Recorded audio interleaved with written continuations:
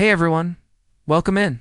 You're in for a chilling treat tonight. I've gathered some of the most gripping, eerie, and unsettling horror stories I've come across. Perfect for those of you who love a little fright before drifting off, so whether you're tucked into bed, unwinding after a long day, or just craving a spooky escape, you're in the right place. Light a candle, put your headphones on, and get ready because once we begin, there's no turning back. Story 1. I'm a serial killer. I met something scarier. Part 1. It was 3:17 a.m. at the Waffle House. I wiped my mouth with my sleeve and pushed the table away from my fat belly, the metal chair scraping the greasy floor. I had time to kill until the next job, so I headed out to the parking lot to make my way to the nearest motel. I hadn't come through this town yet, so no one should recognize me there, figured, stumbling with my bum leg past the dumpsters. I about had a damn heart attack when the lid slammed. I shook my head and kept going. Another slam, rage boiled over me.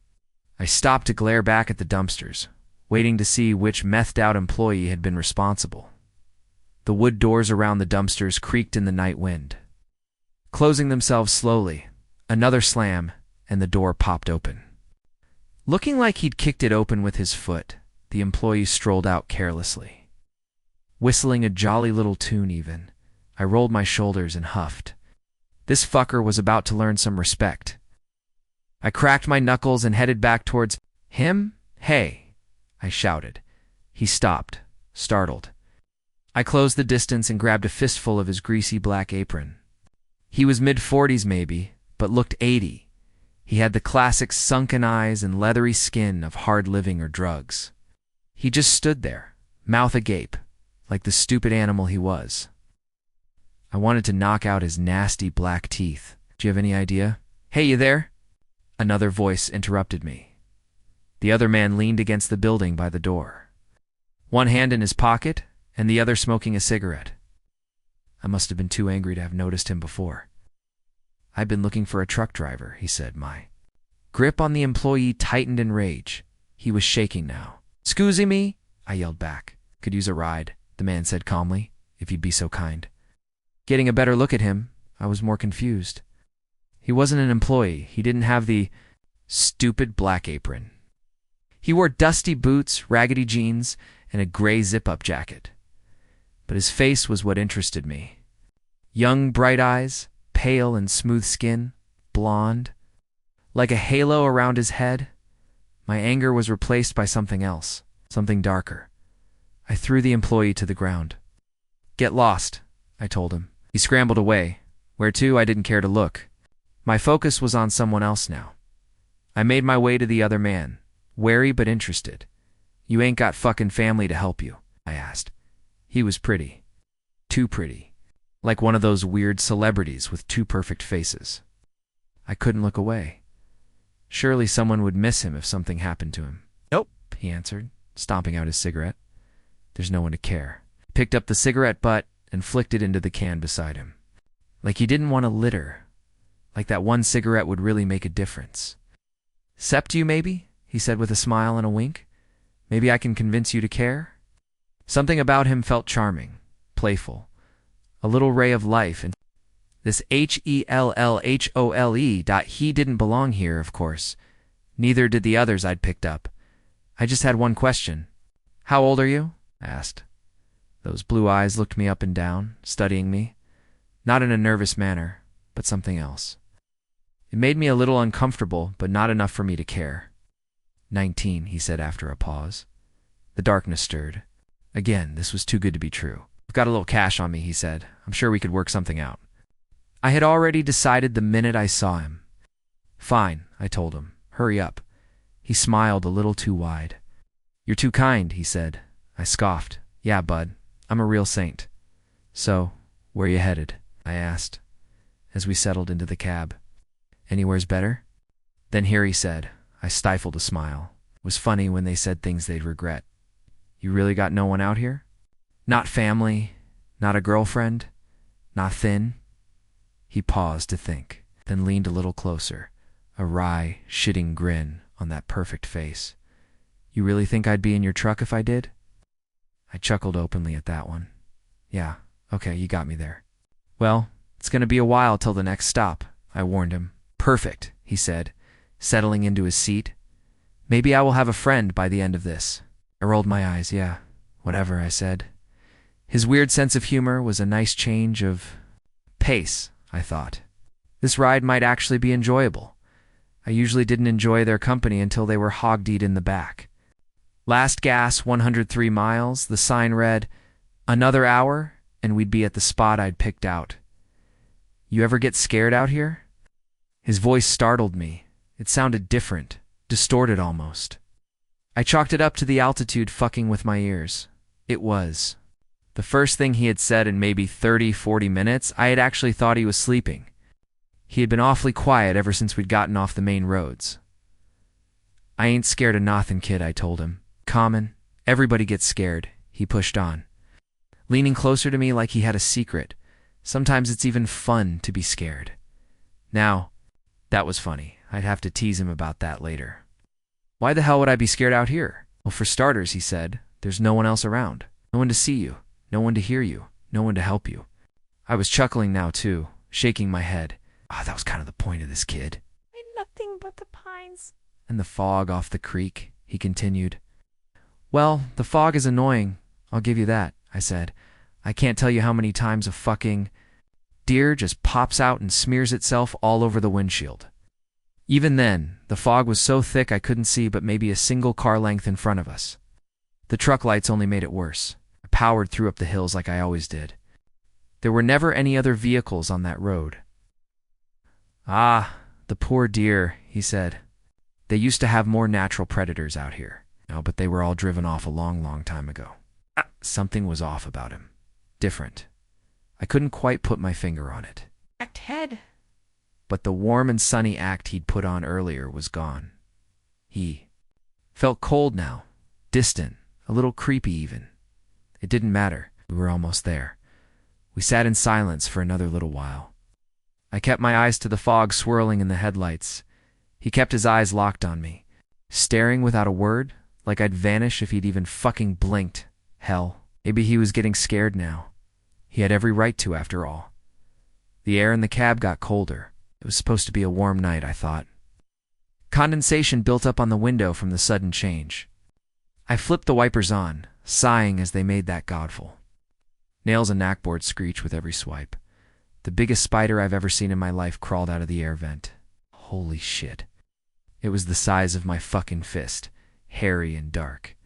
With yellow stripes on its legs, I'm a proud man, not afraid of much. But I don't fuck around with goddamn tarantulas. I nearly lost control of the truck, trying to whack it back to whatever hell it came from. Silently, without even so much as a flinch. The other man placed his pale, smooth hand atop the dash, palm up like an offering. My mouth hung open as the spider went into his palm and just as quickly into his zip-up jacket. I almost couldn't speak. What the fuck was that, man? I stammered. I swear to God, if that's your fucking pet, it's not, he said calmly, unless it wants to be. I was gonna explode? Surely I would stroke out any minute. And it looks to be a tiger wolf spider, but I'm not an entomologist. Take that thing out of your pocket now, I demanded.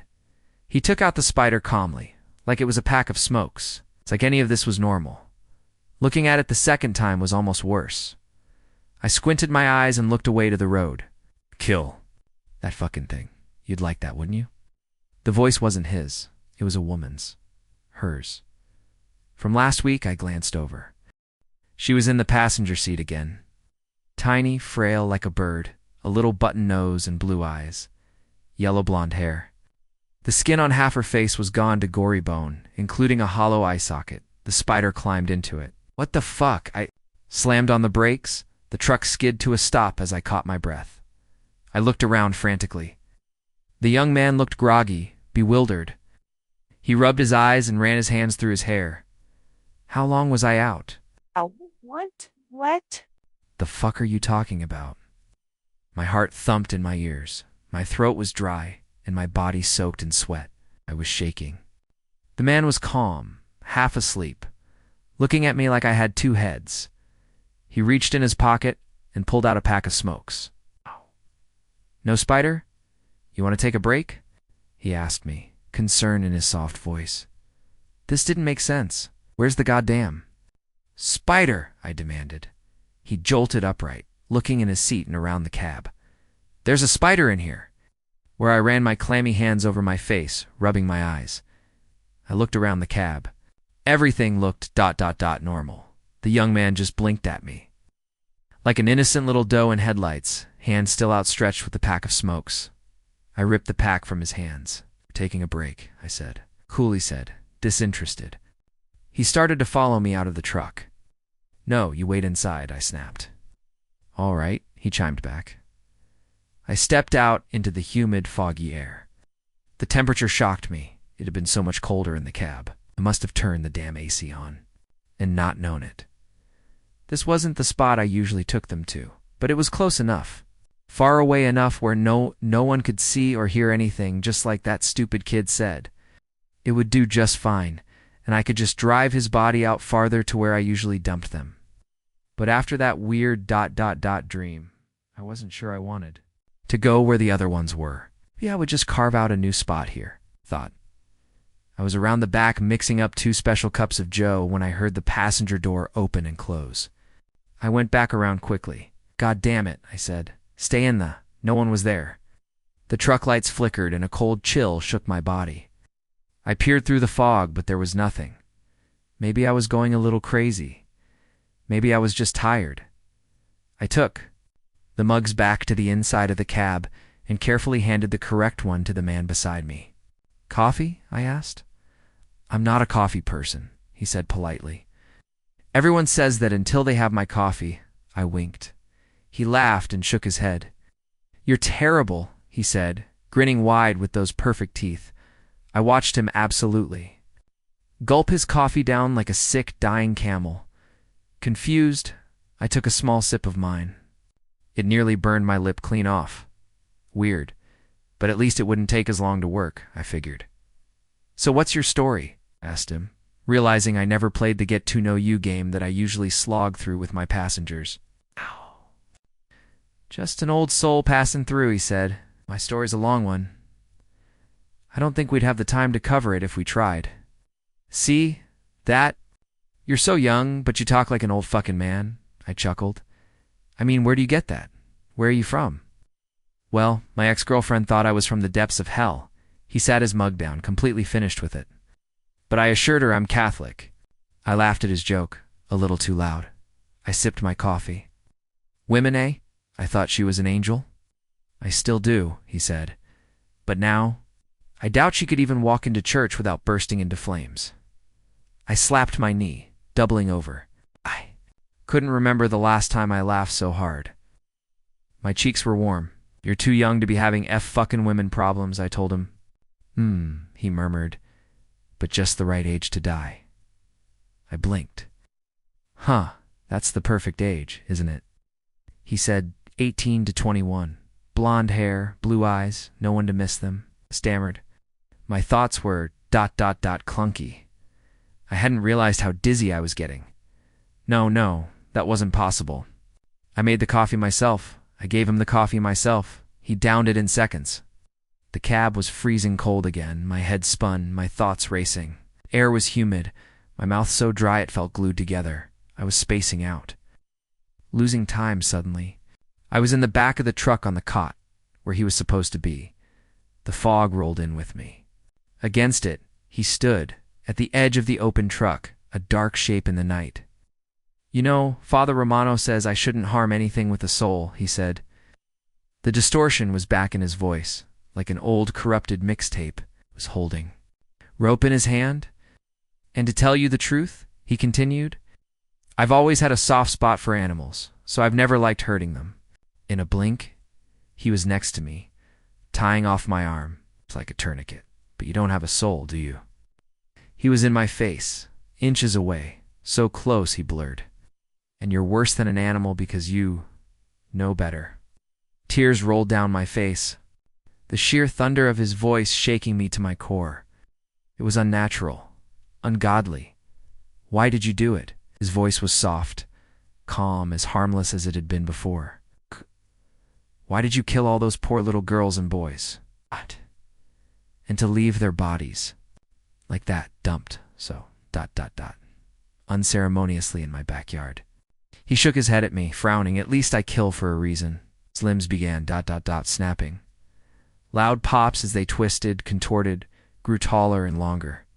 A black shadow overtook his body, erasing all trace of his humanity in a blink, like he had never had skin or clothes or even a face to begin with. There was nothing.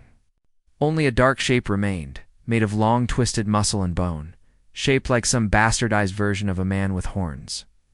Then a smile appeared. That wide smile, so perfect and sharp, I couldn't scream. I couldn't move. I tried to stay awake. But I was fading fast. The figure launched towards me on all fours, moving like a spider on its freaky limbs. It was over top of me in seconds. God, I'm so hungry. His face was almost pressed against mine, bared teeth dripping saliva onto my nose and mouth. I felt nothing. He rose back up in a blink, standing upright, legs bending to fit in the trailer. He wiped his mouth carefully and ran a clawed hand through the silhouette of his once beautiful hair, right between his horns. He sighed. "But I have to be patient," he said softly. "You need to last. A while, I suppose I'll pick you apart, piece by piece, rationing your disgusting body." His face was in front of mine again, grinning. "And then, when I'm done making you useful, I'm not going to kill you. Oh no, that's too easy for you. Everything." It was fading fast, patches of black closing in on me.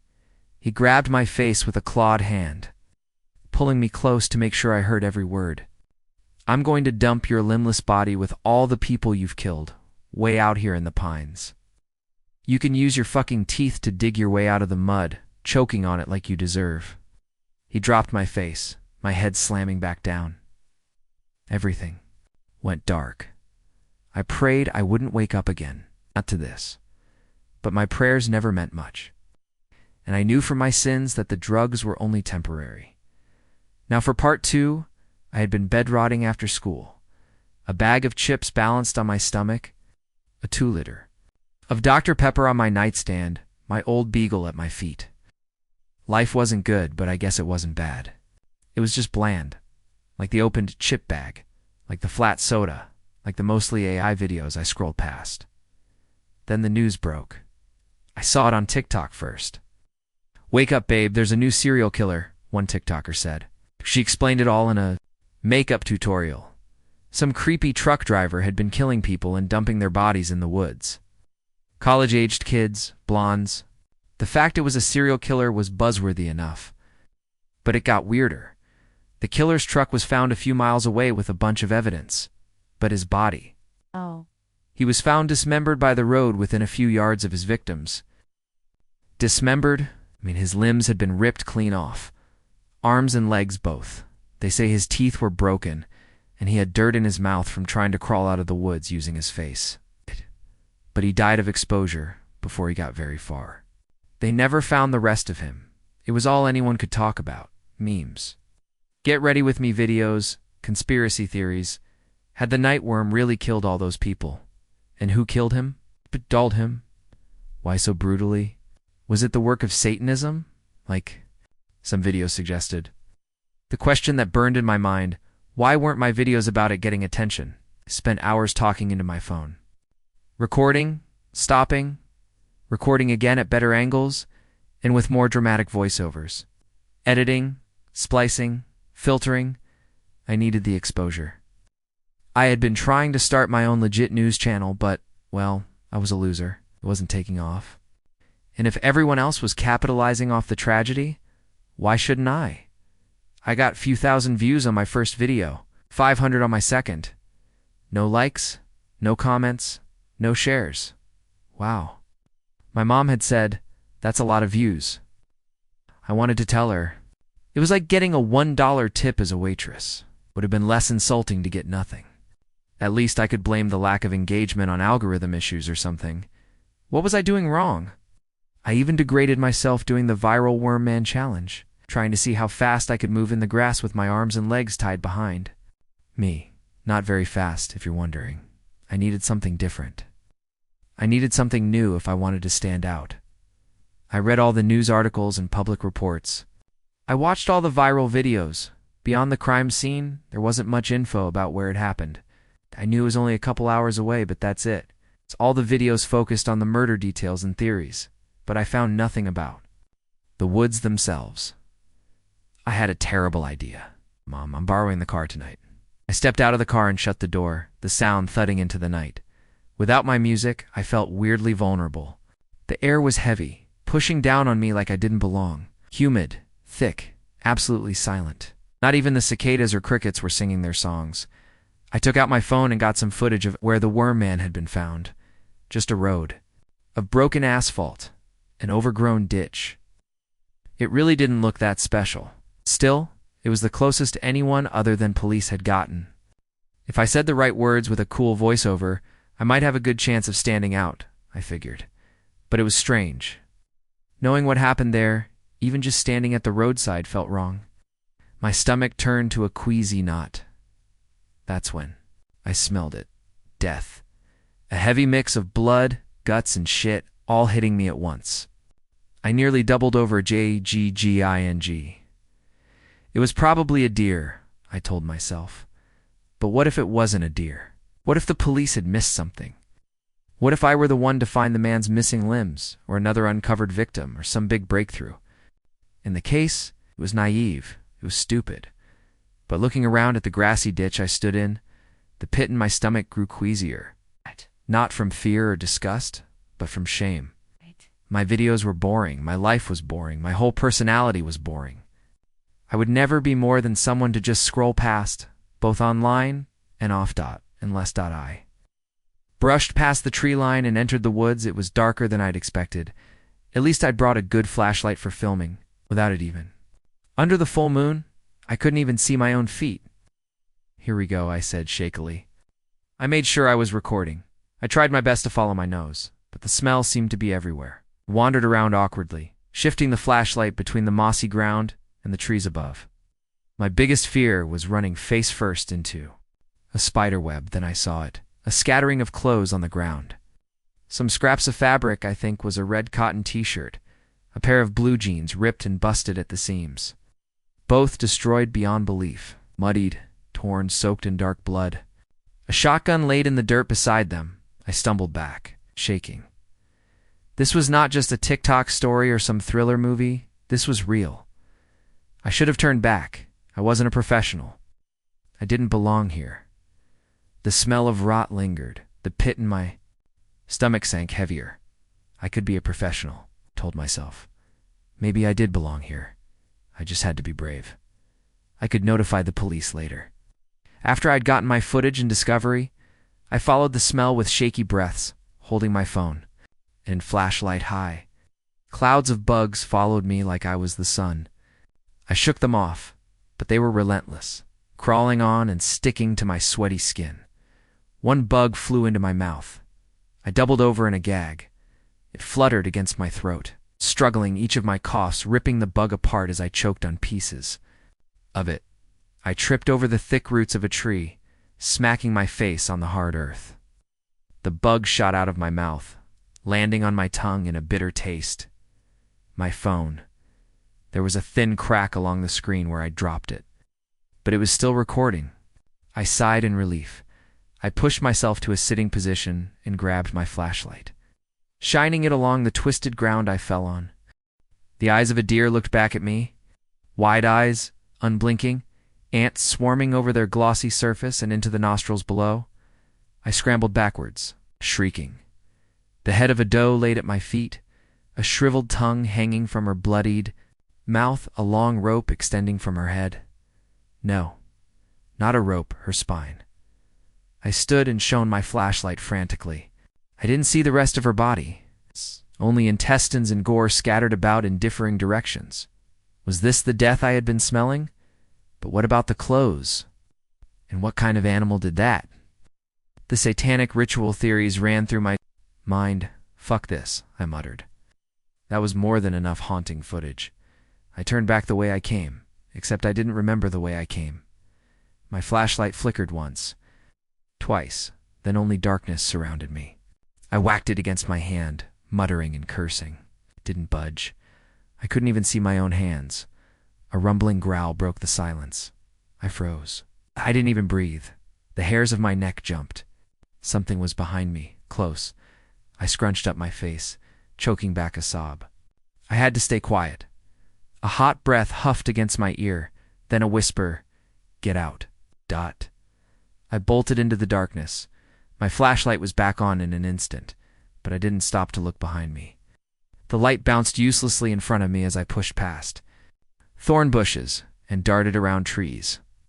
Spiderwebs stuck to my arms and face, but they weren't what scared me now. More deer. Dead. Dead.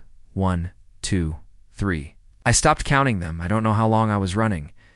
I crashed to the dirt on my hands and knees, exhausted. Every breath a struggle like I was underwater. Was deeper in the woods than I'd been before. Branches snapped ahead of me. Another growl, this one different. Not dry, quiet, soft like the first, but wet, growing to a choking snarl. Excited and hungry. I raised my flashlight, SHAK. I'll hit it was huge, bulky, furry. 2 eyes reflecting back at me. A bear. No, something was wrong. Its snout was long and wrinkled, canine, but the left side was missing. Ow.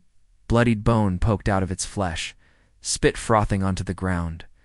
It stood on its thick hind legs, arms reaching out wide like a man's, a wailing howl pierced the night.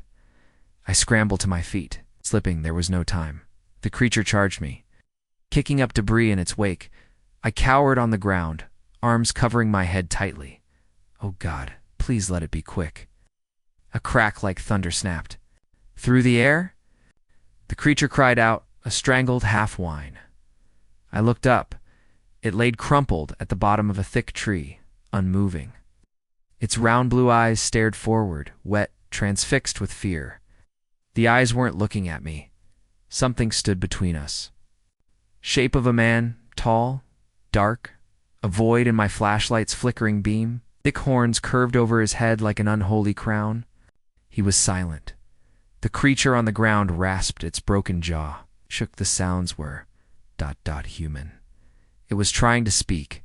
It began convulsing, choking and gasping in between screams. Its bones snapped like branches into place, once broken, but broken. No longer, it rose to its feet. The fear in its eyes was gone. They looked at me now. It lunged forward. The dark figure shot out a hand, catching it by the throat. The creature hung suspended in the air. Screaming and gargling, wild eyes still locked onto mine as it fought to reach me. The figure's right hand dangled down low, claws flicking out like knives. He plunged them into the creature's chest. A wet crunch as he twisted his wrist and ripped out its heart in one quick motion. He dropped the body, flinging the heart to the side. In a blink, the figure was gone. Another blink. He towered over me, eyes like white fire burning into my soul. "Why have you come here?" His voice. He had whispered to me earlier. "Speak." My mouth stuttering and choking on fear. I thought ... I thought someone was ... I remembered the smell, the deer, the clothes, the gun, the creature's jaw. My vision blurred. The figure crouched down. Slow. Cold finger swiped my burning cheek. "You are just a little mouse, aren't you?" He lifted my chin, inspecting me. He tilted his head. "You going to tell your little mouse friends about this?" I shook my head. Good. He grabbed my throat. Clawed fingers cut into my neck as he lifted. Me, towering into the trees as he stood. I kicked like the creature before me, chest burning, throat bruising under his cold grasp. "Don't say anything." He pulled me close, hot breath against my ear again. "There are worse things than a quick death, child." He dropped me. I fell to the ground, my chest cracking. Pain shot through my ribs and back. I squirmed in the mud, coughing and choking. Every breath almost as painful as having none. He threw something to my side. I pushed myself up. My phone, its screen was black, shattered. It meant little to me now. "I'll give you 5 minutes," the figure said gently. I shook my head. Not understanding, he kicked my flashlight, rolling it towards me. Its flickering beams steadied. Go the right way this time. My eyes widened. Run. I slipped and scrambled in the mud, running as fast as my legs could take me. I didn't know where I was going. I still didn't know the right way. I ran for hours, stopping only to throw up or breathe.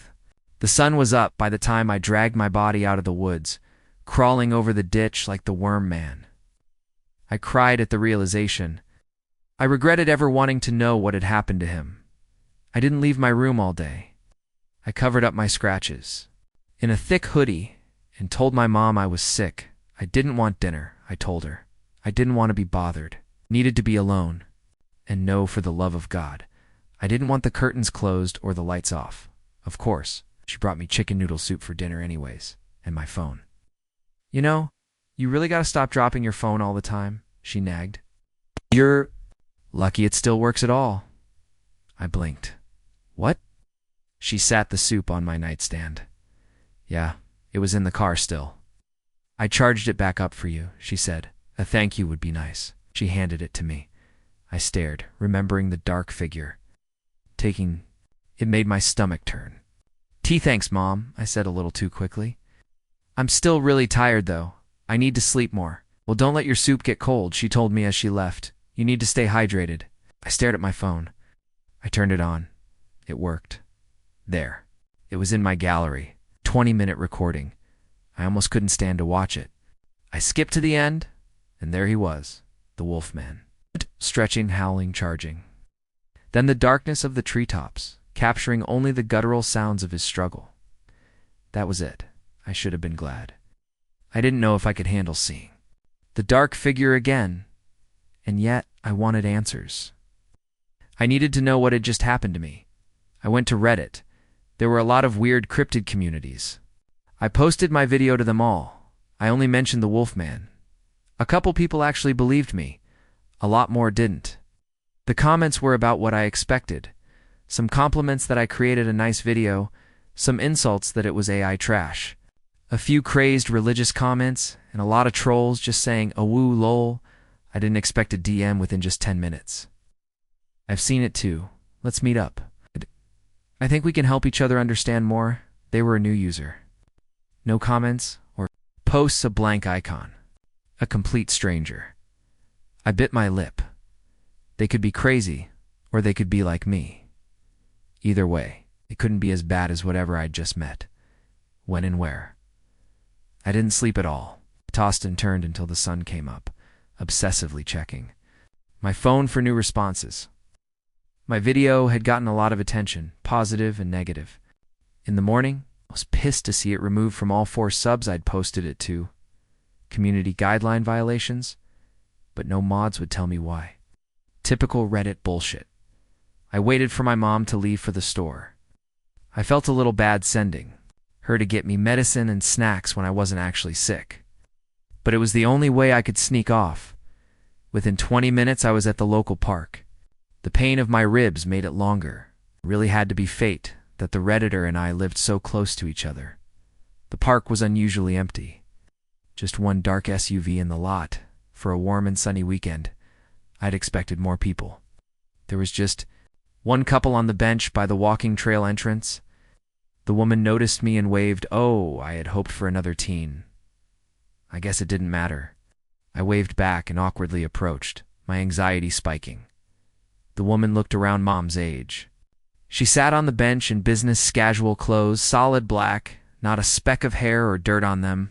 Her dark hair was slicked into a low bun, as tight and unmoving as her obvious facelift. The man sat beside her, a clipboard in hand. He was about the same age, maybe older, hunching out of a fancy black coat like a turtle. His bulging eyes stared at me from behind small glasses. The woman looked at me and smiled briefly. It didn't reach her eyes. You must be Emma. I nodded. Yeah. ... Reddit must have displayed my name from sign-up. I didn't think it did that, but I shrugged it off. Privacy policies were always changing. Come sit. I didn't sit, but I inched closer, hands in my pockets. Story 3. A child whispered, "They eat people." Then vanished. The report lay on my desk. The words were printed there in stark black ink. Domestic disturbance.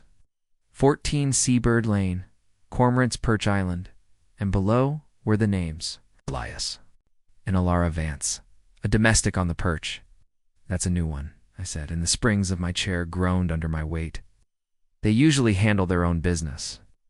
Sergeant O'Malley worked his crossword and did not look up. He had a face creased with a permanent judgment against the world and all its doings. Noise complaint came from their nearest neighbor, Old Man Hemlock. Said they were going at it loud enough to scare the gulls off his roof. A lot of smashing, apparently. The Vances haven't been answering the line since.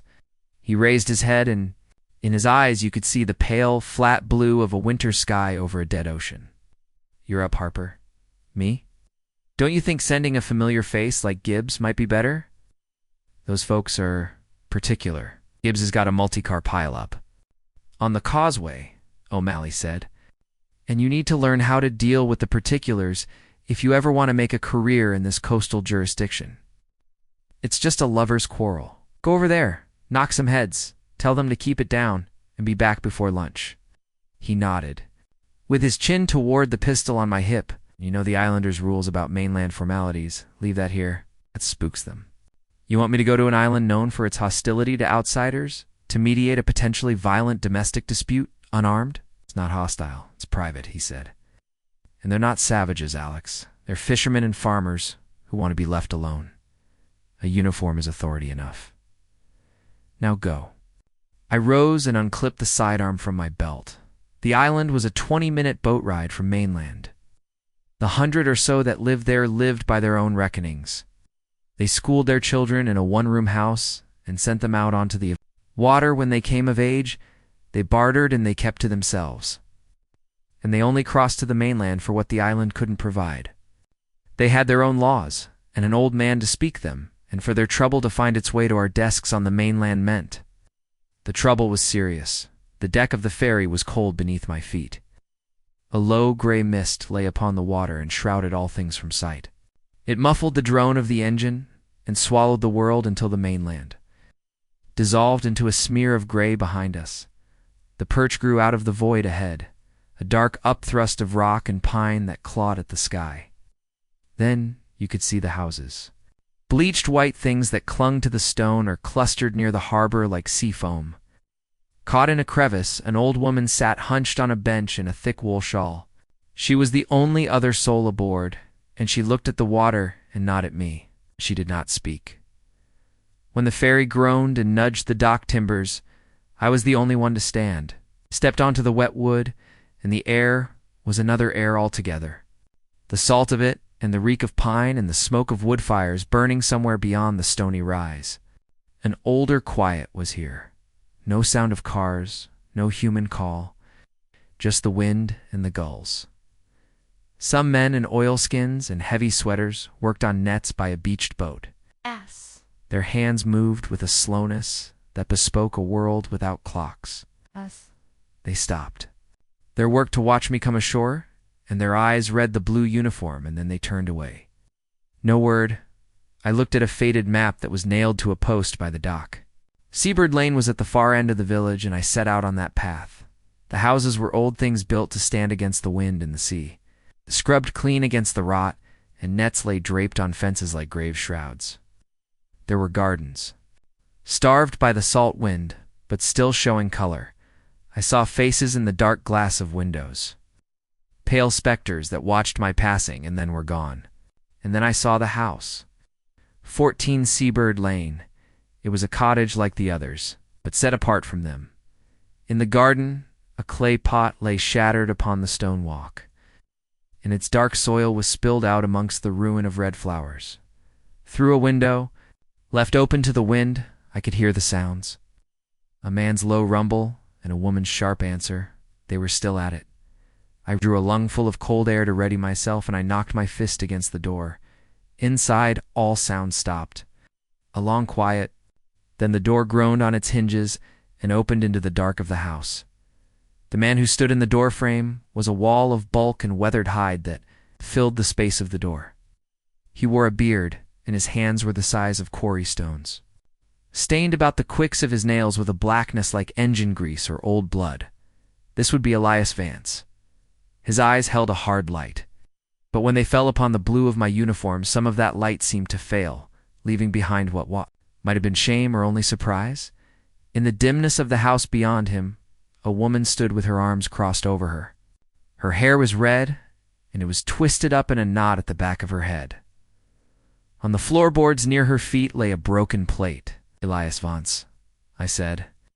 "I'm Detective Alex Harper, from the mainland precinct. We received a complaint about a disturbance." "Da." He gave a noise in his throat that was not a word, and stepped back from the door. I entered into a smell of brine and stewed herbs, and some other scent beneath that was the scent of the house itself, of old wood and old sorrows. The space was neat, except for the evidence of their war. The broken plate, a stool overturned on its side, and on the stairs that climbed into the darkness of the second floor, a boy sat watching us with wide and unnervingly still eyes. "There's no need for mainland business here," Alara Vance said. "My husband and I were having a private discussion. The gossip Hemlock should learn to mind his own business." "A discussion that involves breaking things and shouting loud enough for your neighbors to hear is no longer private, ma'am," I said. "I do not want to put this in a report. I only want to know what happened and see that everyone is okay." "Anyone hurt?" Elias stared at the floorboards and his jaw was tight. It was the woman who spoke. "He gets these fits of temper. That's how he is. He believes I am careless." "Careless with what?" "Oh," I asked. "With our traditions," Elias said. His voice was a low rumble from the pit of his chest. "She forgets the importance of things. She becomes lenient." His eyes were on her then, a look that was not simple anger, but a deeper and more searing judgment, as if she had broken some covenant between them. "The traditions haven't kept our stores full for the winter, have they?" she said. "Sometimes you have to adapt. Be practical." All right, I said, holding up my hands as if to ward off a blow. "Look, I can tell you're both passionate people. I'm not here to take sides or to pry into your island ways. I'm only here to make sure disagreements don't become dangerous. Has there been any physical violence?" "Elias, did you lay a hand on your wife?" "Never," he said. He looked at me as if the question itself were the offense. "I would never harm Alara, and you, Alara," I asked, turning to her. "Did you feel threatened?" She drew a breath, and her gaze moved from my face to her husband's and back again, as if weighing two different kinds of trouble. "He is loud," she said. "But other than that, no, Detective. He did not hurt me." "Then I am calling it a quarrel that went past its bounds," I said. "But I will have to file a minor report." "You should know that if we are called back to this house, for this reason, the law will take a harder hand. Do you understand?" They both gave a short, silent nod. The fury had not left the room, but it had drawn back into the corners. A strange and weary quiet took its place. Elias went to the spot on the floor, and he knelt and with his great hands began to gather the larger shards of the plate.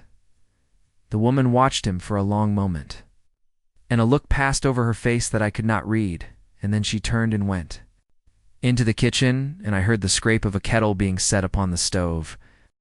I was scratching a note in my book when I felt the weight of his stare. The boy on the stairs had not moved. He sat pale in the gloom and lost inside his clothes. His eyes were like holes burned in a blanket. The argument had taken root in him, in a way it had not in his parents. The peace had been made, such as it was. I could take the afternoon ferry back across the water and set the strange accounting of it down on paper. I snapped the book shut, and I slipped the weight of it into my coat. The woman Alara returned from the darkness of the kitchen. She would not meet my eye, but looked instead toward her husband as he stood like a beast of burden by the door. "Elias, fetch some driftwood for the evening fire," she said. And her voice was not a wife's request, but a command given to dismiss him from her sight, so she might offer up some parting lie of peace before sending me from her house. Elias looked at me a final time. The storm was still in his face, but he gave a curt nod of his head and turned, and was gone out the back door into the gray light.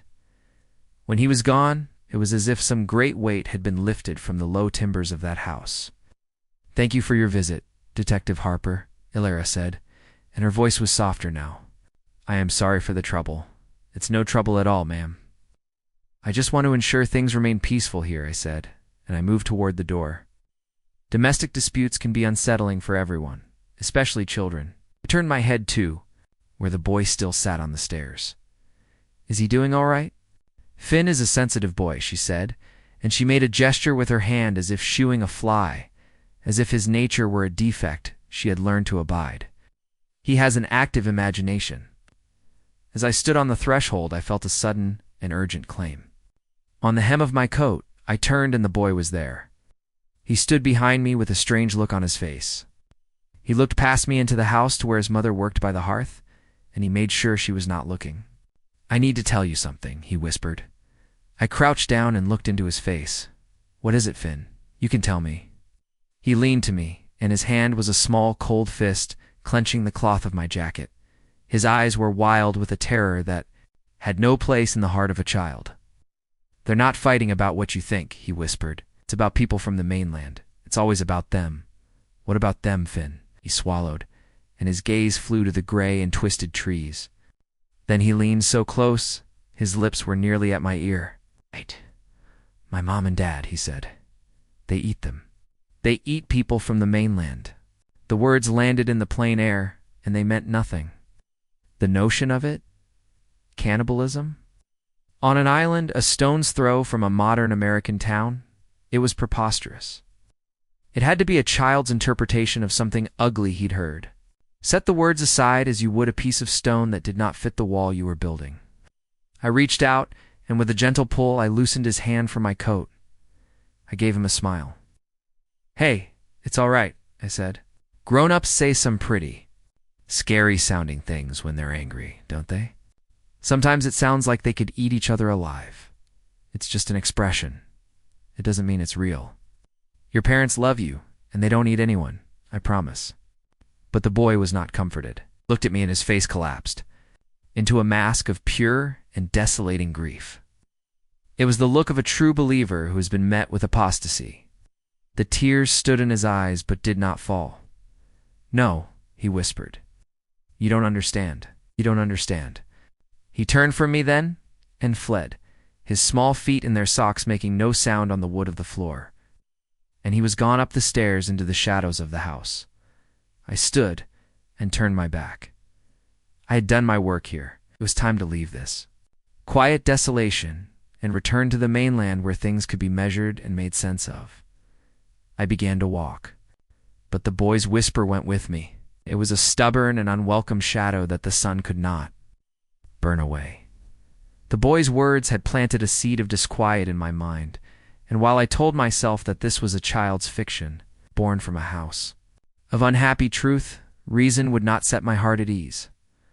I told myself that the human mind will invent monsters to explain the sorrows of the world, for the monsters can be slain.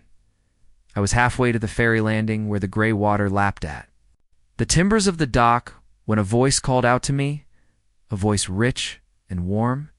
Detective, a moment if you would be so kind. I turned and saw an old man seated upon a bench that had been hewn from a single great log of driftwood. He had a beard that flowed down his chest, white as sea foam, and his eyes were a startling and brilliant blue dot. In his hands he held a piece of wood and a small knife, and from the wood he was coaxing the shape of a bird. His smile was not like the other faces I had seen here. It was a true and genuine thing that creased the old map of his face, and it was a thing that could disarm a man asterisk before he knew he had been armed. He radiated a calm and settled authority. This was the island's elder. Good day, sir, I said, and I walked to where he sat. Detective Alex Harper. Must be Malachi. Indeed I am, he replied. His voice was a deep and comforting burr. And I would guess from the grim set of your shoulders as you arrived, and the slightly less troubled look upon you now, that you have successfully poured oil on the troubled waters at the Vance household. Something like that, I said. It seems to have been settled for the time being. Hopefully they'll keep it down from now on. Elias has a hard head and Ilara a sharp tongue, Malachi said.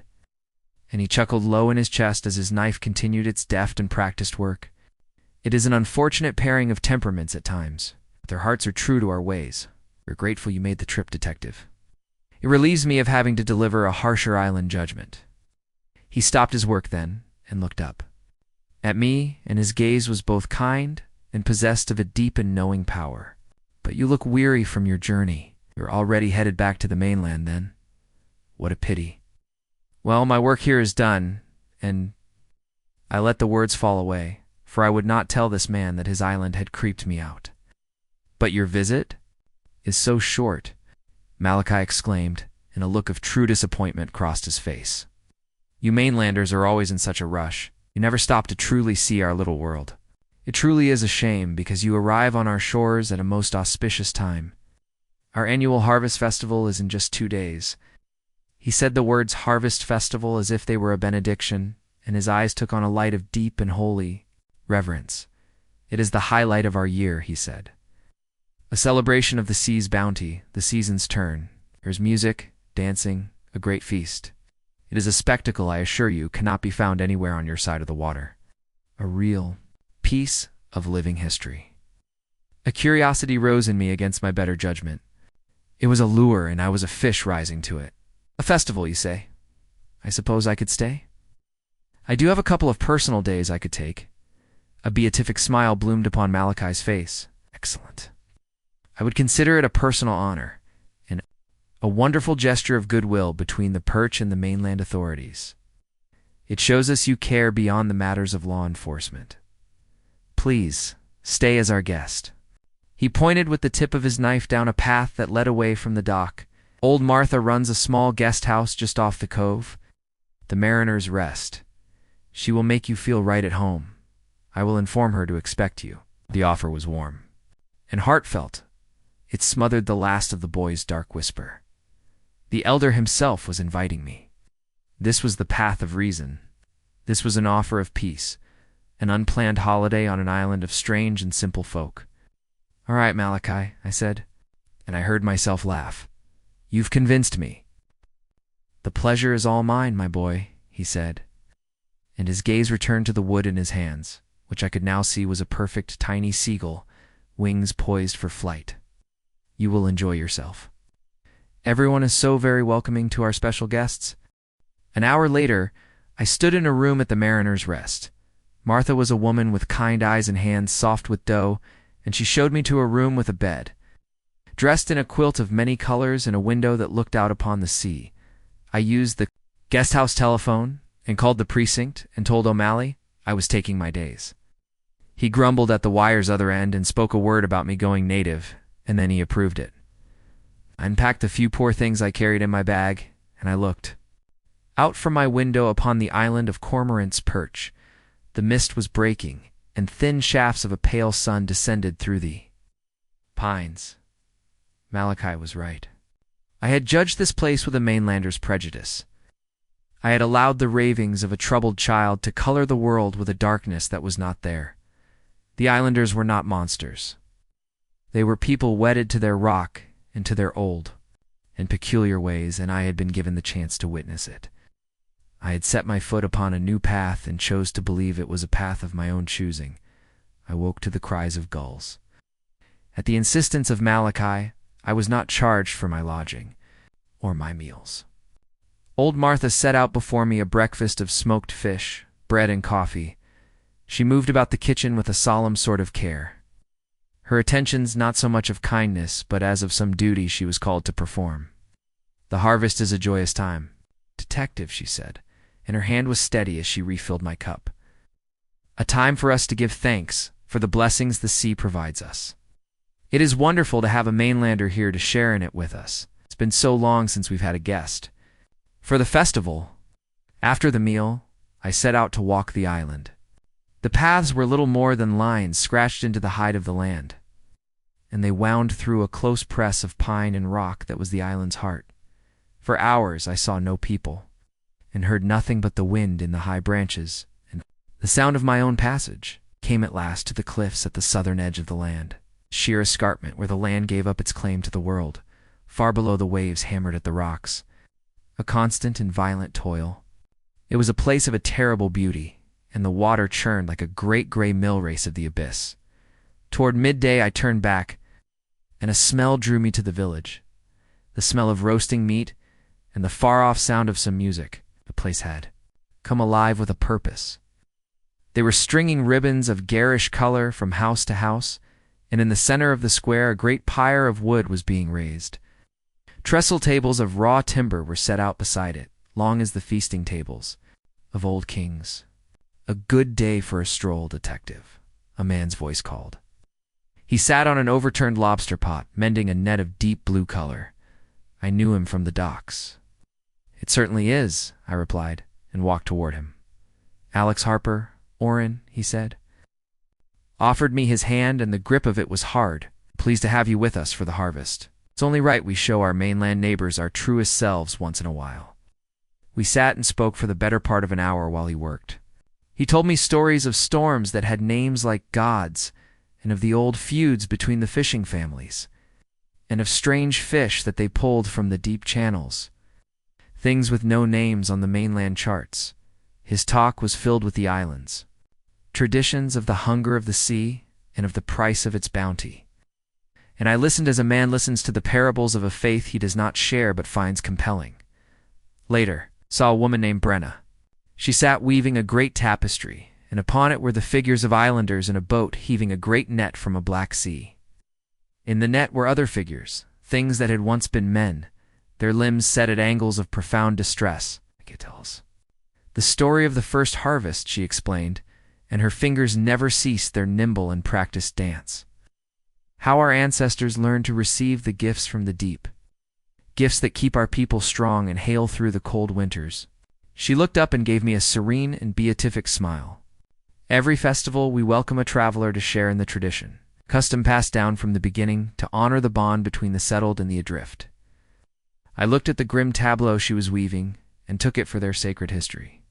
And a strange thing to celebrate with such an open heart. That evening, I ate with Martha and two old sailors, whose flesh was too frail for the sea, but whose eyes still held the look of it. Martha served a thick, dark stew of roots I could not name, and a meat she called only island game, and would say no more of it. We drank a wine made from berries that grew on the rock, a thing of some potency, and it coursed in the blood like a warm and drowsy poison that smoothed the hard edges of the world. The warmth of these people, the welcome they offered up, it was a constant and disarming tide that pulled at the pilings of my own reason. As I climbed the stair to my room, the world seemed a simple place, and all the sorrows of the mainland were a distant country. I lay in the dark, and from the village came the slow and solemn beat of a drum, a sound like the beating of a great heart. It was the sound of a thing coming to pass, of a rite being prepared. I chose to hear in that sound a song of peace, and let the darkness take me. The morning broke gray and doleful. The day of the harvest festival arrived under a sky of leaden slate pulled low across the water. The wine of the night before had left a bitter sediment in my blood, and I sought to clear my head with a walk along the shore before the ordained celebrations of the evening began. I chose a different path this time, a track that led toward a cove of which Orrin had spoken, a place of rocks and tide pools that the islanders called the boneyard. "It's where the sea gives back what it has taken," he had said. And there was a knowing in his eye I had mistaken for charm. Whalebones, smoothed glass, shipwrecked timbers. The path was no path but a scar through the gorse that descended toward a crescent of black shingle where the sea foamed and fretted. The cove was a sepulchre of driftwood, tangled ossuary of trees scoured and bleached to a bone whiteness by the salt and sun. I saw where the great rib of a leviathan broke from the sand like the arch of a ruined cathedral. I walked the tide line.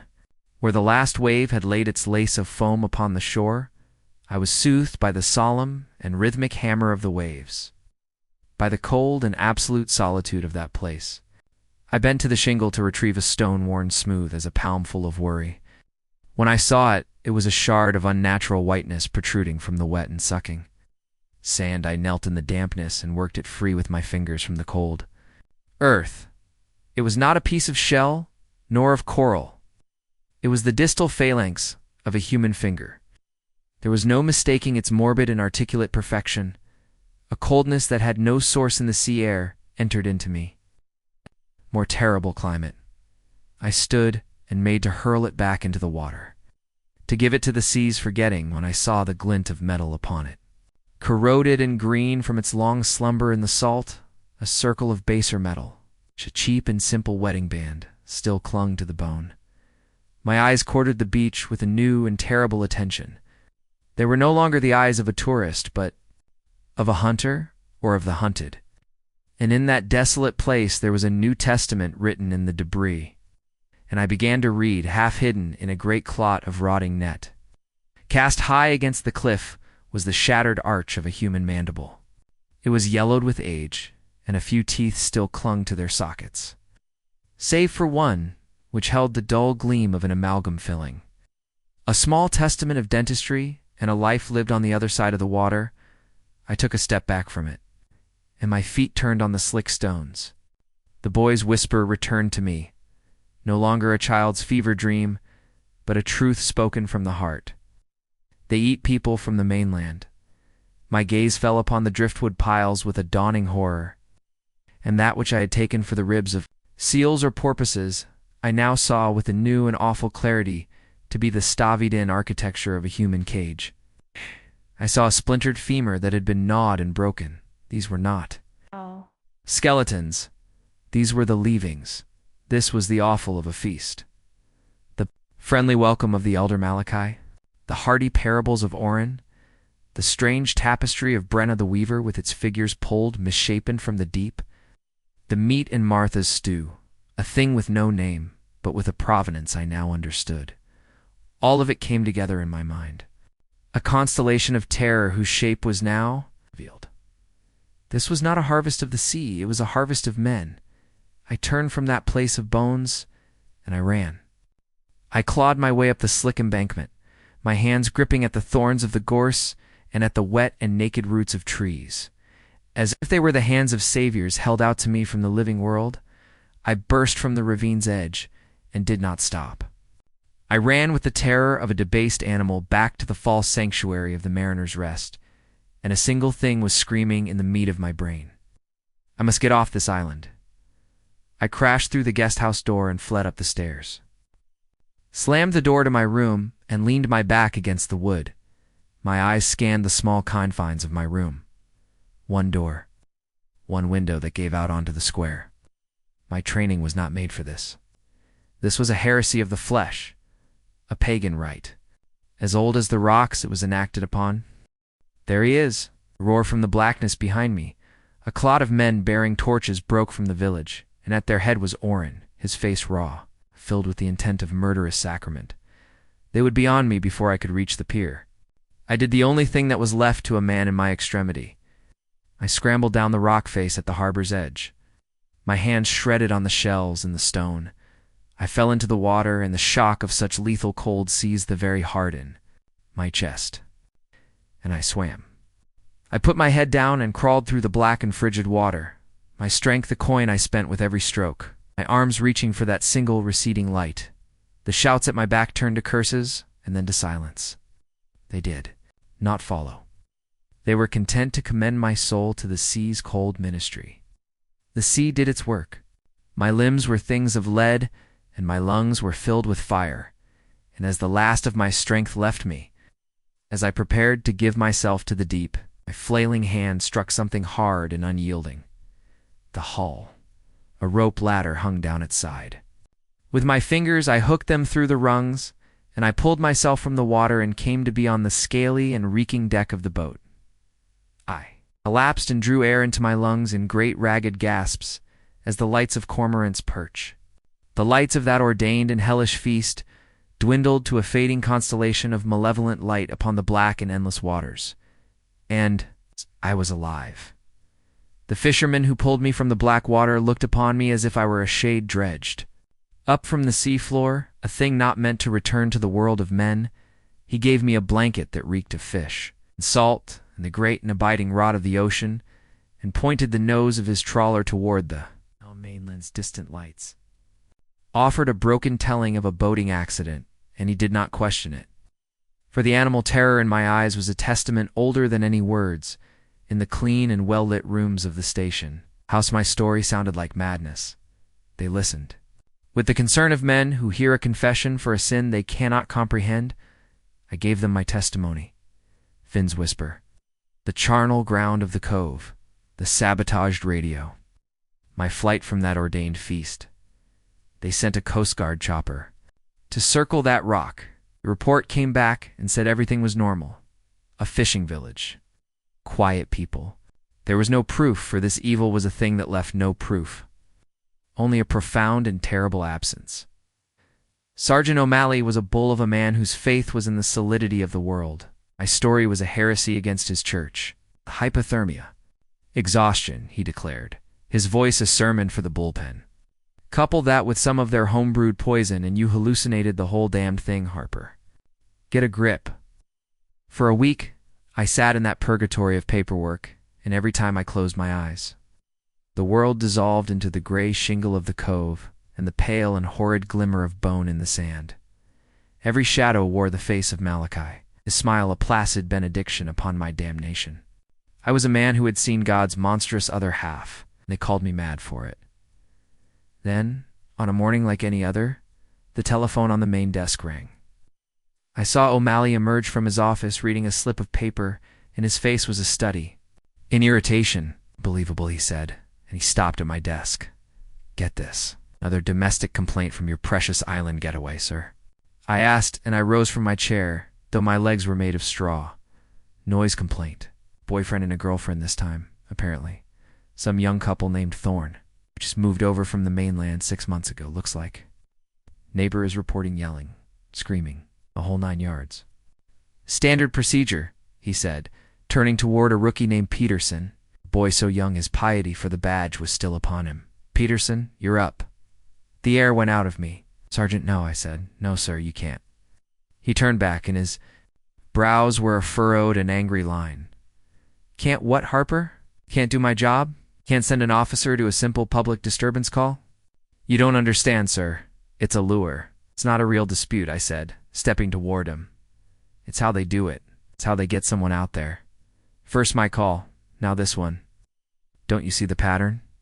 You can't send him, detective. That is enough, he said.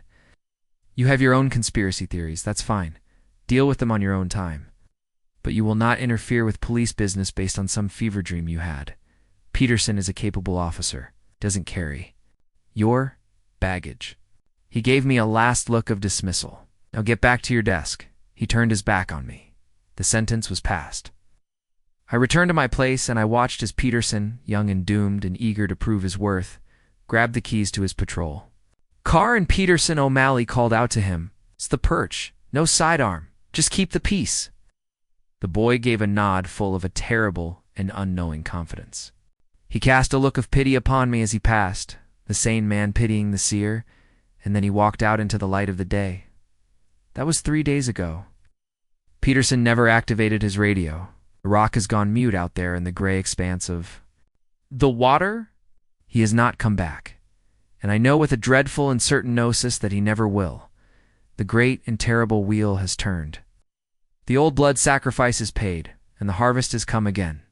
And I, who had seen the awful workings of the oracle, was now just another soul damned to watch it happen. My radio, with hands that would not be still, I retrieved it from my bag. I raised its small antenna and thumbed the switch and pressed it to my ear. There was no squawk of the dispatcher's call.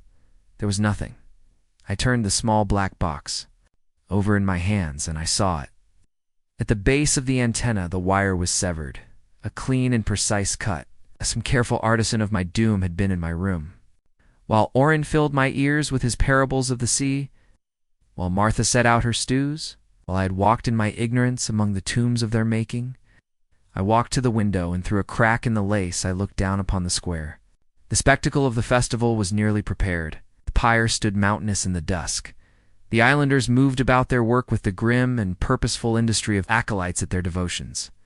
The smiles I had taken for welcome I now saw as the ravenous and serene masks of predators. I saw Malachi directing the final preparations, a high priest in his element. As if he felt the weight of my gaze, he looked up from his duties, and his eyes scanned the windows of the guest house. Our gazes met and held for a long second across that ordained space. He gave me a slow and placid nod.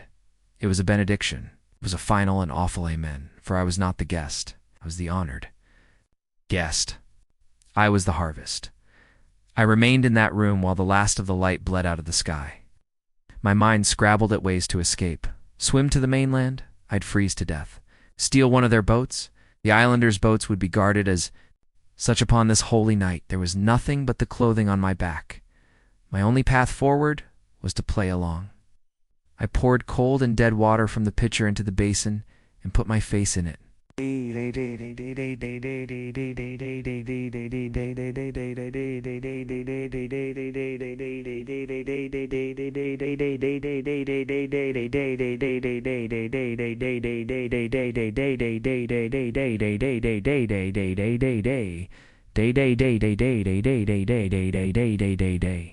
And poor day was pride. Day. Wad, God wad up. God, Bubble, we are bread. I be a red. I want a big. By one bub, I will be odd. I'm gonna be one up to white. I'm gonna want it up on when I don't be one up to why. I'm up, tav. I saw a ghost looking back, a pale face whose eyes held a terror I knew I must conceal behind some semblance of civility. I coached the pale man in the glass. You are just a visitor. You are eager for the festival. I descended the stair. Old Martha stood in the gloom of the lobby, polishing glasses. When she saw me, she offered up a smile of such grotesque welcome that it was a thing of surpassing horror. Ah, Detective Harper, there you are, she said. I was beginning to worry you would sleep through the commencement feast. You must be hungry. Go on. Join the others in the square. The fire will be lit soon. Oh, fine, Malachi. He has saved you a seat of honor. I contrived to smile. Wouldn't miss it for the world, Martha. Outside the world had been remade by fire. Torches. On high staves bled a guttering light onto the scene. The air was heavy with the sacramental odor of pine smoke and the rendering of fat. From a massive pit near the fire, the islanders were gathered at long tables of rough-hewn timber, drinking.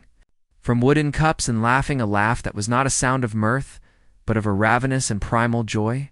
A knot of men made music on fiddles and drums. I moved through them. Orrin clapped a hand on my shoulder. Almost time, detective. You'll never see another night like this one. Brenna the weaver smiled at me from the depths of some beatific trance. All of it was an act, and I, the guest, for whom this final act was prepared for. I saw Malachi then. He stood like some ghastly pontiff at the head of the main table, a crown of dark ivy on his white hair. He motioned me toward him, and I made my legs obey. Alexander, my boy, he boomed, gesturing to the seat beside him. I am so delighted you have joined us. I trust your day was illuminating. Very scenic. Yes, I managed. Excellent, he said. He turned and raised his cup, and a sudden and profound silence fell upon that place.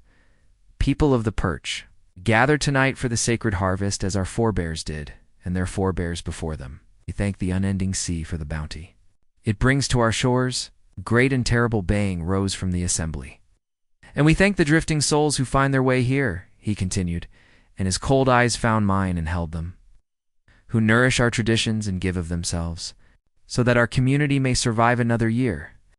The crowd roared, their faces a gallery of feverish and contorted masks in the firelight. They raised their cups to me, all of them.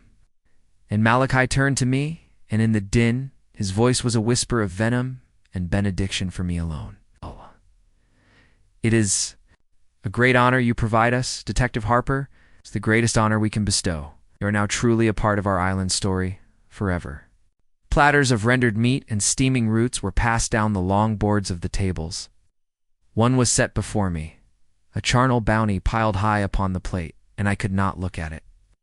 First, you will eat with us, Malachi said, and his voice was of a silken and dreadful honey, but with a subtext of iron. It is tradition that the guest partakes. They were going to wait until I was full and slow. I picked at the flesh with my fork, and the ghastly ruse was the only thing between my life and the pyre that awaited it. Tell me, Malachi, I said, and I marveled at the steadiness of my own voice as it came forth from my throat. The ceremony itself. When does that happen? What am I to expect? His smile widened. Patience, my boy. After the feast comes the music, then the dance. A spiral dance, winding to the very center of the square. That is where we show our ultimate gratitude.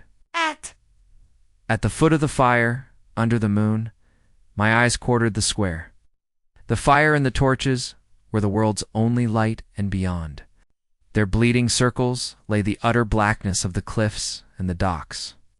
It was the only way out of that lit and holy hell. Then came the dispensation for which I had not dared to pray. A man burdened with a roasted leg stumbled. His platter crashed upon the earth with a wet and greasy clap. A momentary confusion took hold as men rushed to this small ruin, and their bodies formed a brief and chaotic screen between Malachi and myself. My mind surrenders its claim, and my body acted upon its own terrible ordinance. I shoved the great weight of the table and sent Malachi's cup spilling its dark wine across his lap. He sputtered a curse. I was over the bench and into the shadows before the first cry went up. The guest is leaving. A woman shrieked, "Don't let him reach the docks." The frantic music of the feast was strangled in an instant, and in its place there rose a bestial clamor and the percussion of heavy boots upon the hard pan.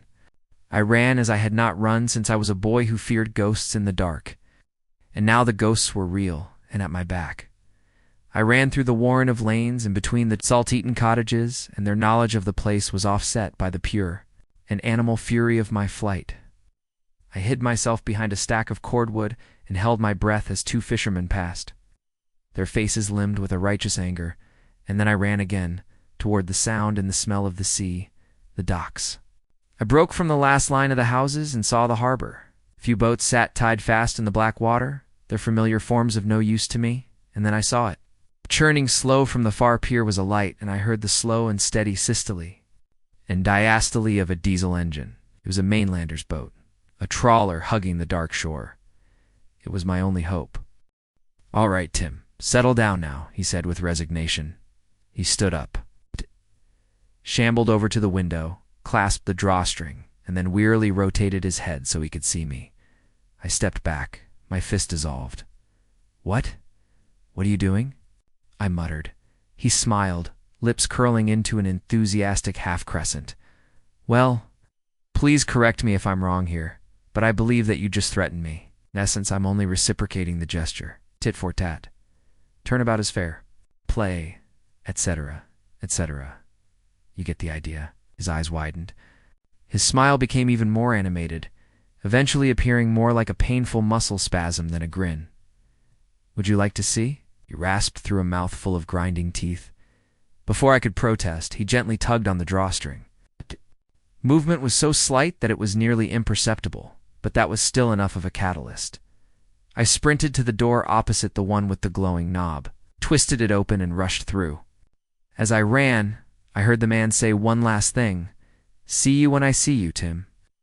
The door clattered shut behind me, and I was alone. I found myself in a narrow, musty-smelling passageway lit by a single low-powered glass bulb hanging from the ceiling. The chugging thuds of heavy machinery beyond the wet brick walls pounded against my eardrums. Where the fuck am I? What was I doing before this? My pace slowed to a crawl. I flicked the dangling light bulb as I passed under it. How did I get here? Why am I here? I let those questions echo around my head, undisturbed, unanswered. Dissecting them felt futile. In the end, the best course of action seemed to be the most straightforward one. Just escape. I picked up speed. My sneakers splashed in and out of puddles of what I supposed was water from leaky plumbing. 30 or so footfalls later, I was in front of another door. Hesitantly, I grasped the knob, turned it, and slammed my shoulder against the wood, pushing. It opened. My heart sank. Another octagonal office space. Another man behind a desk, dawdling over paperwork with a window behind him. Another rug, and another 2 doors. One straight in front of me, and one to my left. Another window that I would rather die than see behind. It wasn't a precise copy of the last room, and it wasn't a precise copy of the man, but both were close. His pinstripe suit was a little brighter, more azure than navy. The previous rug's pattern was primarily floral. This one depicted a flock of birds flying over a snowy mountaintop.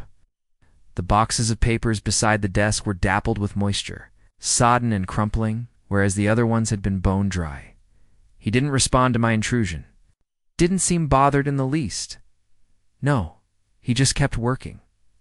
I bolted past him, through the door straight ahead, and found myself in a distressingly familiar damp hallway.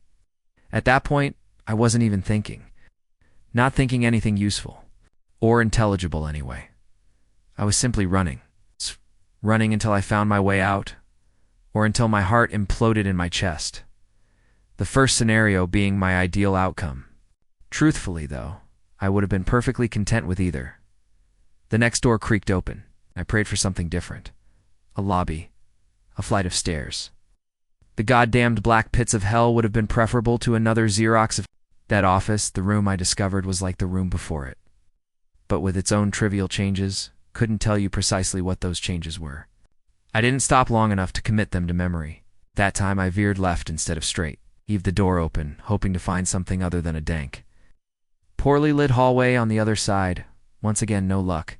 I charged through the passage, shoes and socks becoming thick with absorbed moisture. With feet as heavy as concrete slabs, I stormed into the next room. The man behind the desk was wearing a crimson polo and brown khakis. I heard him cheerfully whistling, the talking heads burning down the house as I passed by, once again taking the left door, then straight in the room that followed, then straight for a few instances, followed by left for a few instances. After that, I began alternating. Left, passageway, straight, passageway, left, passageway, so on and so on. As I progressed deeper into the labyrinth, things began to change. You see, in the first room, everything was relatively normal, with a handful of subtle peculiarities bubbling beneath the facade. Same with the second room. In fact, I'm sure rooms 1 through 10 were all reasonably aligned with reality. That said, they were incrementally transitioning into something far worse. Let me provide you all with an example. In the first room, Persian rug was floral. In the second, it had a flock of birds on it. In the 40th, a pelt made from my mother's. Flayed skin replaced the rug. Her head was still attached, facing me as I entered the room. 2 dead eyes tracked me as I ran, a pool of spittle forming around her gaping mouth. Putrid saliva streaming over her pew-stained gums. How about another example? Why not, right? In a later room, the man was bare-ass naked and covered in thousands of self-inflicted paper cuts from the documents scattered over the desk. Each laceration had become a separate mouth, with the inflamed edges acting as lips. He didn't say a word, but his legion of injuries whispered to me, "The rule of threes is narrative gospel." To allow me to provide a third and final example. In the room where I finally stopped to catch my breath, 100 or so abstractions later, the desk and the rug were gone entirely. The man was lying face down on the barren floor, with lines of termites crawling in and out of what appeared to be a bullet hole in his head. That time, he wasn't wearing a suit, but he wasn't naked either. He was covered in sheets of paper from his ankles to his collarbones instead. The language on the documents looked like a bastard child of Mandarin and Braille. Asterisk, I slumped to the floor, defeated, weeping, as I leaned my broken body against the wall. At first, I collapsed in the area furthest from the man and his infestation. After a moment, though, I realized that put me only a few feet away from the shuttered window, in comparison, were worse. I scrambled across the room on all fours, squashing several insects in my wake. When I got as far as I could away from the window, I shifted myself towards the wall, and I laid down. Eventually, the tears stopped flowing. I closed my eyes, and I waited for sleep to take me away. I waited and I waited and I waited minutes. Turned to hours. Hours turned to days. Nothing. My consciousness would not quiet. Sleep had abandoned me. Am I dead? I whispered, still facing the wall, not expecting a response. I heard a rustling across the room, then the soft tapping of feet against the floor. The sound kept getting louder. He was approaching me from behind. I felt the vibrations of his footsteps. The tapping stopped. He bent down and the floorboards whined. Termites sprinkled over me like raindrops. I felt his lips touch the tip of my ear as he spoke. Oh, Tim, no, you're not dead. I mean, think about what you've done. Consider the magnitude of your depravity, the profound extent of your sordid nature. Do you really think you've earned the luxury of death? I didn't dare look. I stayed still, pretended I was dead. Figured. I'd pretend until it finally came true. That said, deep down, I knew he was right. I was exactly where I deserved to be. Years seemed to pass by. I didn't eat, I didn't sleep, and I didn't dream. Thus, I didn't abide by the old gods. I was used to servicing like hunger and exhaustion. No, I'd discovered new gods, new masters, with new demands that I was beholden to. And at the precipice of that divine pantheon was the cycle. In retrospect, it's all nonsense. Simply a way for me to cope with the circumstances. Still, it's the truth of how I thought back then. No reason to sugarcoat it now, I suppose. The cycle had 3 steps. First, the man in the original office hinted at the only way out, through the door with the glowing knob. Had to backtrack and find it. The problem was I did not know how to backtrack. I'd gotten myself hopelessly lost, and I couldn't figure how to orient myself to the labyrinth. Initially, I assumed I would eventually find the original office if I just kept moving. There could only be so many rooms, right? I was going to get lucky at some point. Thousands upon thousands of rooms and passageways later, I came to terms with the fact that the labyrinth was infinite. This thought, or something equally nihilistic, would send me spiraling into the darkest depths of apathy. Which brings me to step 2. After the search broke me, I'd become dormant. I'd curl up in a ball, close my eyes, and pray for sleep. Then I'd pray for death. Then I'd review the events of that first encounter, the slick grease on my fingertips, the tic-tacs, the glowing knob, all of it. That review was usually enough to plunge me into a state of pure self-hatred. Why did I run from him? Why didn't I? I just listen. What the fuck is wrong with me? That would last for what felt like a few days. Eventually, though, the cycle would become agitated with my dormancy, so it would send him to find me. His approach was demarcated by a sound and a scent. He sounded like a car crash combined with a horse dying during labor, screeching metal overlaid. With inhuman wails of pain and the soggy splashing of childbirth, his scent in comparison is much easier to describe. He smelled of a crackling fire. I don't know what he looks like. I never stuck around long enough to see. There was no lead-up or warning to his arrival. One minute, I'd be alone with my thoughts, and the next, he'd be careening down a nearby passageway. Untenable panic would break my dormancy, and then I'd be on to the third and final step. I'd spring to my feet, and I'd run. I wouldn't be searching for anything. I wouldn't be looking for answers or an escape either. I'd just be trying to get away from him. The twisting of metal and the smell of burning wood would get fainter, and fainter, and fainter. When it disappeared completely, I'd know in my heart that the cycle was pleased, but not sated naturally. That meant I was required to begin again. From there, I'd come up with a new way to search for an exit, and the cycle would continue. I tried mental maps. I attempted to find meaningful patterns in the office layouts, eyes pressed against the fabric of various Persian rugs, scanning for symbols that could be interpreted as arrows meant to point me in the right direction, that I beat the shit out of. A fair number of officemen screaming and crying and begging them to just tell me what to do. They'd smile at me, and when they became bored with the outburst, they'd reach to open the window blinds, and I'd run away each time they threatened. To show me what was behind it, though, I'd stay for just a little longer. I'd bolt from the room a little slower. That's when I began to smell something in the air. Not the scent of a raging fire. No, it was the step before that. The odor was more acrid, more chemical in nature. It stung my nostrils, and I knew. There was truth lurking behind it. Something genuinely evil was grafted onto its carbon diesel. The smell of gasoline offered to act as my North Star, and I let it guide me home. Timothy, it's gracious me. How long has it been? The man in the navy blue pinstripe suit chirped, eyes fixed to his desk. I surveyed the office. A cocktail of boundless relief and unimaginable panic swept through my bloodstream. It was all there, The man, the sippa cup, and the bowl of Tic Tacs, the boxes of documents, the glowing brass doorknob. I raced across the rug to the opposite side of the room. My hand shot out to grasp the handle. "I'm not sure you're ready to do that," he cooed, still not looking up from his work. I didn't listen. My palm folded around the knob. A searing agony erupted across my hand. The smell of burning skin permeated the room. I screamed and tried to pull it away. Strips of charcoaled flesh remained glued to the metal, tatters of what used to be my palm, elongated like melted cheese as I continued to pull back until they snapped. For a second, I nearly smiled. Pain, true physical pain, had become a precious novelty after my years in the labyrinth. "Timothy, for the love of God, quit your caterwauling. I can tell you're finally ready," he shouted, standing up and spinning his chair around to face the window. The agony died down. My scream petered out into a low whimper. I brought what I assumed to be the ruins of my palm into view. It was. Unharmed, though, it was slick. I couldn't smell blackened flesh anymore.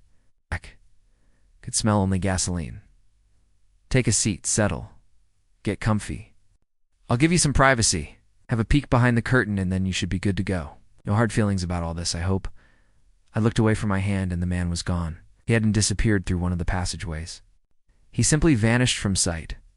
My walk to the chair was slow and methodical, a march to the gallows at daybreak. Even though I was in some sort of hell, and had been for what seemed like an eternity, I took my time. I savored the moment. I sat down, leaned back, and tugged on the drawstring, removing the blinds. I recognized the kitchen on the other side. It was mine, and I was there, standing over the sink. I looked nervous. My hands were trembling as I unscrewed the lid of an orange sippa cup. The doorbell rang. I called out to whoever was there. 1 second. Quickly, I grabbed a pill bottle from my pocket, poured a few tablets onto the counter, and began crushing them with the handle of a kitchen knife. I lowered the open sippy cup to the rim of the sink and scooped the fine white powder into the liquid. The doorbell chimed again. I threw the lid back on, slammed the cup onto the counter, and ran into the other room. A minute later, I paced into the kitchen with a young woman in tow. I was rushing around and giving her directions. "FYI, Owen has an ear infection. Make sure he gets his juice before I leave. It's got cold and flu medicine in it, so don't be surprised if he's out like a light. There's money for pizza in the foyer. Should be back by 11. Also, Megan, I know you smoke. I'm not going to narc on you to your parents, but if you need to take a drag, please do it outside. Go away from the house, but not too far either. Got it?" I blinked. When my eyes opened, the scene had changed. The room had changed too. Now, there was the side of my secluded farmhouse in the dead of night through the window. I was looking at it from a first-person point of view. I knew that point of view was my own. A dull red canister dripped a tiny puddle of gasoline against the wood paneling. I lit a cigarette. But I didn't smoke it. My hands weren't shaking anymore. I dropped the ember onto the diesel, turned around, and I walked away. "God, Owen, I'm so sorry. I just wasn't strong enough to choose you," I whispered, but not in the memory that was replaying through the window. I whispered the confession alone in the office. One box of documents spontaneously toppled over. Papers leaked onto the floor and glided towards my feet. I picked one up and flipped it over. The language was no longer unintelligible. Words like policyholder and death benefits practically leaped from the page. The door with the glowing knob creaked open. As it did, I heard him. The sounds of shrieking steel and a ruinous childbirth seemed to shake the office walls. I wasn't afraid. I did not run. I stepped into the passageway and closed the door behind me. My eyes gradually opened. As my vision adjusted, I heard an older man's voice.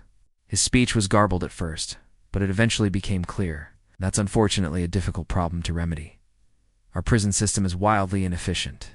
We're running out of available space to house felons. Not only that, but it's expensive as all get out, and the recidivism rate remains unacceptably high. So, to be clear, what we're doing isn't working, and it's costing us a fortune. I was on a cold metal slab in a sterile white room, being observed by an array of well-dressed people behind a glass window. The older man seemed to be the only person who was actually in the room with me. Take Timothy here, for example. This absolute devil was handed a life sentence for a double homicide. Believe it or not, the details of his crime may be worse than what you're currently imagining. 2 months ago, he killed his 3-year-old son to claim the insurance money on his house, and his only child needed to settle a gambling debt, apparently. The back of my head began to throb. Double quotes, oh, but it gets worse. Folks, he also burned a young woman alive. The same one he was planning to frame for the death of his son, as it would happen. Left evidence at the scene to imply it. The house fire was downstream of the girl's nicotine addiction. The detection of an accelerant suggested otherwise. His defense argued he had been kind enough to sedate his son beforehand. That poor young new woman didn't receive the same kindness, unfortunately. During sentencing, he claimed he couldn't handle the pressure of parenthood alone. Through bouts of crocodile tears, he claimed he was saving Owen from a life of pain and misery, trapped alone with his deadbeat of a father. Given that his mother had been dead for some time, I attempted to speak, but I couldn't force any words to spill over my cracked lips. Enough of the gory details, though. What's the point? Well, Timothy agreed to take part in a controversial new study, and the terms were as follows. We can't guarantee your safety, nor your sanity, but if you survive, you won't serve a life sentence. You'll be released. In less than a week. Of course, we didn't mention that it would feel like he lived through 60 life sentences, as opposed to one. You must be thinking, this sounds like cutting-edge technology. Must cost an arm and a leg. The throbbing in my head intensified. Sure, it's new and undeniably expensive. But think of it this way. In order to enact his punishment, we only needed this small space for 7 short days, as opposed to a cell for the remainder of his life, however long that'd end up being. The initial overhead may be high, but the long-term savings could be truly incredible. It's not only that, but we subject our volunteer prisoners to a specialized neurotechnical module while they serve their sentence, which is shown to decrease reoffenses from a projected 45% to around 2%. Sensation crept back into my muscles. I fought against my restraints. The man finally looked away from the audience and down towards me. Even without the suit, I'd recognize his face anywhere. Timothy, please do settle. You've made it. No need to throw a fit. There's only one additional piece of your terms to fulfill, and it's a cakewalk in comparison. I need you to detail what you experienced during your 1,492-year stay inside our machine, an advertisement we can disseminate to the masses prophylactically. Given our punishment will hopefully soon become an industry standard and thus involuntary. Something that says pay your taxes, or this may happen to you. But something that also has a certain plausible deniability. In other words, don't submit your report to the Post for publication. Do you think you still have the capability to do that for me, Tim? I nodded. Satisfactory, Mr. Walker.